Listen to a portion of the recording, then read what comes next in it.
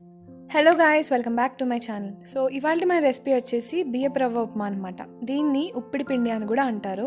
So దీనికి కావాల్సిన పదార్థాలు ఏంటి ఇప్పుడు మనం చూసేద్దాము. Let's start.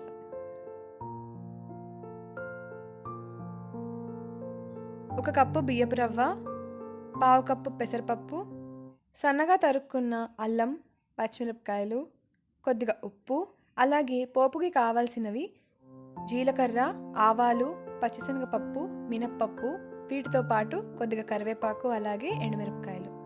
ఇప్పుడైతే మనం ప్రాసెస్లోకి వెళ్ళిపోదాము. ఫస్ట్ అయితే ఒక ప్యాన్ తీసుకుని అందులోకి కొద్దిగా ఆయిల్ వేసుకోవాలి. 2 to 3 టేబుల్ స్పూన్స్ ఆయిల్ అయితే దీనికి సరిపోతుంది. ఆయిల్ కొద్దిగా వేడెక్కిన తర్వాత ఇందులోకి పోపు దినుసులు వేసుకుంటున్నాను. ముందుగా అయితే జీలకర్ర వేసుకున్నాను, తర్వాత కొద్దిగా ఆవాలు,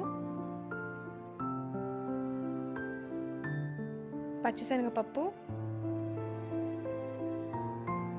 అలాగే మినపప్పు వేసుకుంటున్నాను. ఈ బియ్యపు రవ్వ అయితే మనకి షాప్స్లో ఇలా సూపర్ మార్కెట్స్లో కానీ చాలా ఈజీగా అవైలబుల్గా ఉంటుంది. ఒకవేళ లేకపోయినా మనం ఇంట్లోనే బియ్యాన్ని మిక్సీ వేసుకుని ఇంట్లోనే బియ్యపు రవ్వని తయారు చేసుకోవచ్చు. ఈ ఉప్మాని జనరల్గా మన ఇంట్లో వెజిటేబుల్స్ లేనప్పుడు కానీ ఆర్ ఏదైనా చేసే ఓపిక లేనప్పుడు కానీ సో ఫాస్ట్గా అయిపోయే రెసిపీ అనమాట ఇది. సో చాలా ఈజీగా ఇంట్లోనే ప్రిపేర్ చేసేసుకోవచ్చు. ఇప్పుడైతే ఈ పోపు కొంచెం వేగిందండి. ఇందులోకి ఇప్పుడు మనం కరివేపాకు వేసుకుందాం.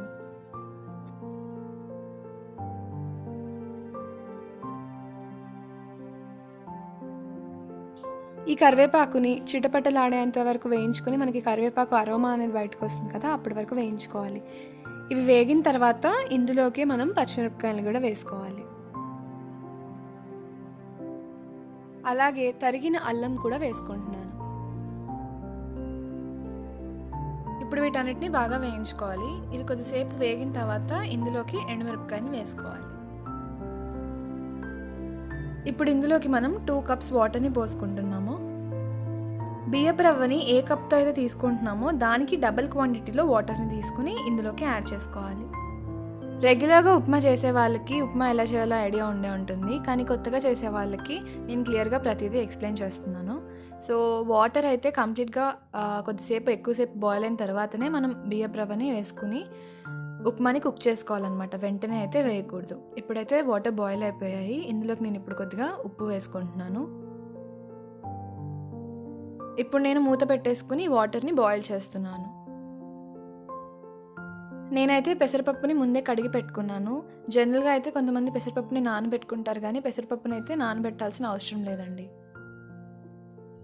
ఈ వాటర్ కంప్లీట్గా బాయిల్ అయిపోయిన తర్వాత ఇందులోకి పెసరపప్పును వేసిన తర్వాత బియ్యపు రవ్వను వేసుకుని మెల్లగా మిక్స్ చేసుకుంటూ కలుపుకోవాలి. కానీ నేను మర్చిపోయి ముందరైతే బియ్యపు రవ్వను వేసేసాను, దాని తర్వాత పెసరపప్పును వేసాను. కానీ ఎలా వేసుకున్నా టేస్ట్ అయితే ఒకలానే వస్తుంది.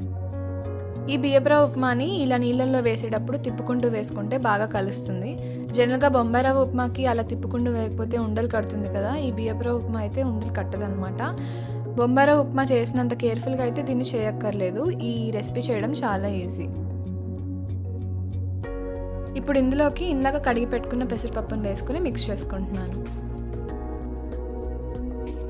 వీటన్నిటిని ఒకసారి బాగా కలుపుకున్న తర్వాత మూత పెట్టుకోవాలి. దీనికంటే ముందు మీకు ఇప్పుడైతే ఈ కన్సిస్టెన్సీ ఎలా ఉందో మీకు చూపిస్తున్నాను దగ్గరగా.